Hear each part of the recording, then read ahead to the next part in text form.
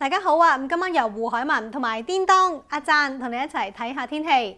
一股偏南氣流正係為廣東沿岸帶嚟炎熱嘅天氣。本港下晝陽光充沛，新界大部分地區嘅氣溫上升去到33度或以上啊！星期六放假啦，天氣又係點呢？我哋一齊聽聽顛當預測。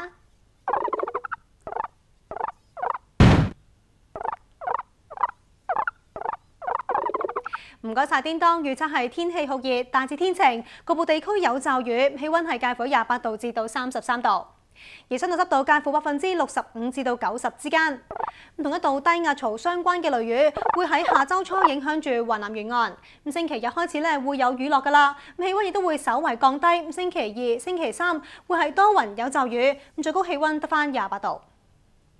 跟住轉睇下華南地區嘅天氣啊！澳門係有雨，深圳、廣州、東莞係有雷雨。東莞嘅最高氣溫有33度。另外4個華南城市嘅天氣方面，珠海、中山、韶關有雨，而佛山有雷雨㗎，氣溫介乎27度至到33度。我再北上啲睇埋4個主要大城市嘅天氣先。北京、上海、成都有雨，而天津係天陰，氣溫介乎19度至到29度。好啦，今晚嘅顛當天氣預報就講到呢一度啦，下次再見，拜拜。